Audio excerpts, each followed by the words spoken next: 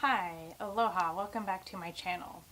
Today is going to be a quick video, more because my battery is going to be dying soon, and so hopefully I can get through this as quickly as I can without stumbling over my words and whatnot, and just get this out.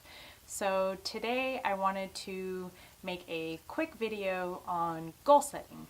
So as a transpersonal life coach and a holistic health coach, or as a coach in general, a lot of what I do and how I work with coaching clients is through goal setting. And as I've already attempted to explain in one of my previous videos, which I'll try to link. Is that right? Is it up over here or over here? It's one of the, you'll see a little eye pop up. So I'll try to link that video. But in that video, I just go through the species model of holistic health and wellness, which was, or is the model that I use to work with clients as far as just dissecting dissecting down all of the dimensions of wellness that we believe encompasses what equates to a happy, healthy, fulfilled human being. So if you want to get a little bit more in depth into the different dimensions of wellness as far as that species model that I work with, you can go check that video out. And so goal setting, one of the biggest sort of markers with goal setting is creating a strong why. So for example, one of our dimensions of wellness is the physical dimension, and as I tried or attempted to explain, maybe not so well, maybe I can go in more in depth in different videos to just the different dimensions themselves, so let me know if you'd be interested in that. But say for example with the physical dimension, a lot of people in a lot of Western cultures, especially American culture, we tend to be a little on the overweight side, and so a common goal for a lot of people is weight loss. And usually that seems to get more stimulated as far as that particular goal when we're getting around to more warmer months. And that kind of makes sense, even if you just think about what fat is and how it actually helps us to keep warm during winter times.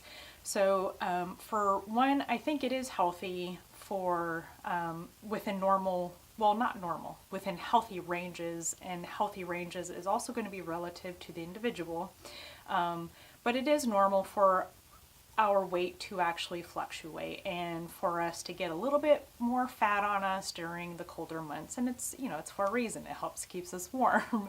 And it's also a way for our bodies to store energy because, you know, without the industrial food system that we actually wouldn't have access to a lot of things during those fall and winter months. Especially winter months. There's not a whole lot of actual fruits and veggies that, well, fruits especially, but veggies that are growing in the winter months. And so, you know, just our bodies have evolved to want to always store fat when it can. And so when we start storing that little bit of extra fat for the fall and winter time, it's just our bodies just doing that evolutionary thing. And so I don't see that as necessarily a bad thing, again, if it's within a healthy fluctuation for an individual. And that's always going to be relative to the individual.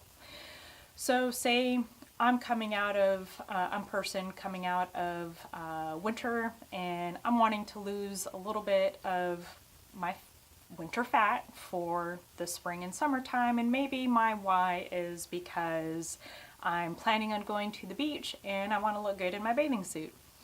Okay, so statistics show that, and I might actually get this a little bit backwards, I tend to get certain things mixed up very frequently. So when we we being our society, our culture, annually come around to what we call the New Year's resolution time period. I think the statistics, the last time there was any survey done, that most people that set out to join a gym going into the New Year's resolution, I believe the statistic was, I think it's around 2/3 or a half will drop out of their resolution by or before the end of January.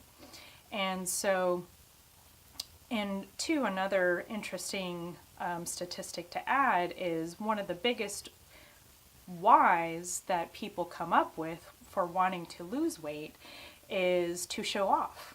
So kind of like I was talking about, I think it's 2/3. I think that's where I get the statistics confused. I think it's 2/3 of people's why for wanting to lose weight comes down to wanting to show off. But if over 50% of us are dropping off by the end of January, my position is showing off a strong why.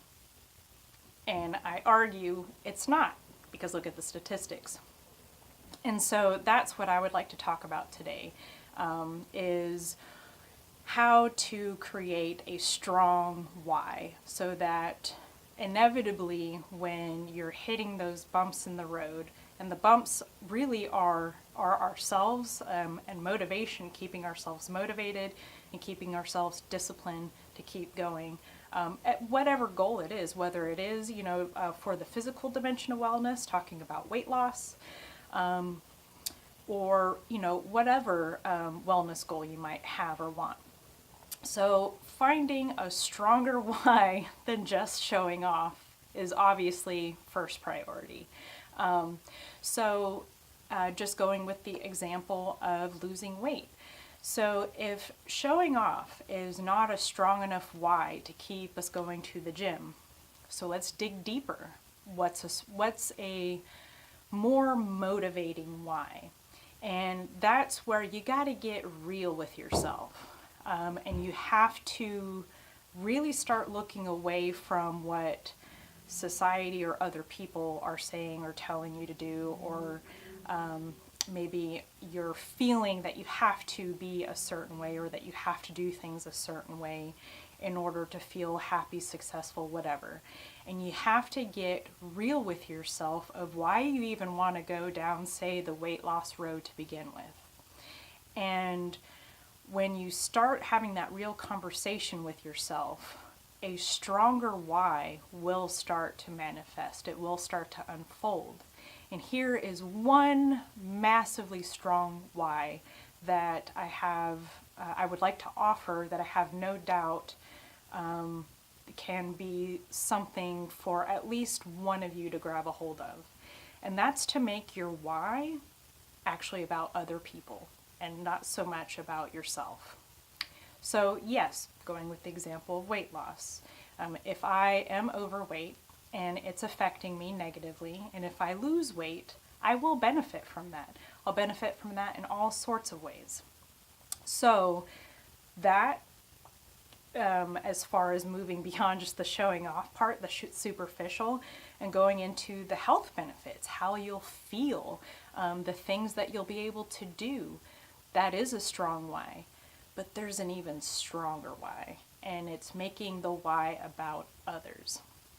And when we go to that level, you actually build in a sort of backdoor accountability measure when we make our why about other people. And so say for a grandma out there who maybe is struggling with some mobility issues, or grandma or grandpa, mobility issues, strength issues, and it's, not so much about weight, but maybe some weight loss could help increase your activity level, therefore helping you to increase your strength, therefore also helping you to increase your mobility. And the why, as far as the sort of selfish whys, you know, those are powerful as far as how it's going to make you feel, the things that you'll be able to do. But I guarantee you, if you're a grandpa and your why goes further into, yeah, but I want to be able to stick around for my grandkids, or maybe even my great grandkids, or whatever other people in your family that you want to be there for, whatever other people in your community, friends that you want to be there, surrogate family that you want to be there for. And so your why becomes something outside of you.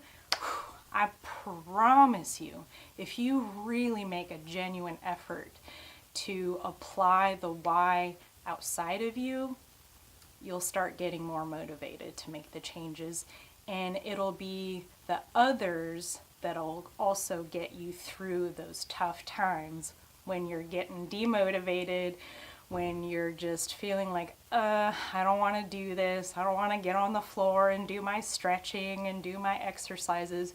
But if you just visualize that why, and it's based on other people, it will motivate you. I promise you, it'll motivate you. So just give it a try. Like I like to say, you know, be your own scientist. Prove me wrong. I challenge you. Prove me wrong. I don't think you'll be able to, though, if you give it a genuine try, is the thing. So that's it for today. Woo, I made it before my camera actually died. So hopefully this makes sense. Please like, share, subscribe if you like what you... Whoop, camera died on me. Okay, gotta make this quick. So yep, I look forward to catching you in next week's video. And please feel free to comment down below if you like the video, think, you know, you've got a little bit different perspective on it. Please comment down below, and we'll catch you next time. Aloha.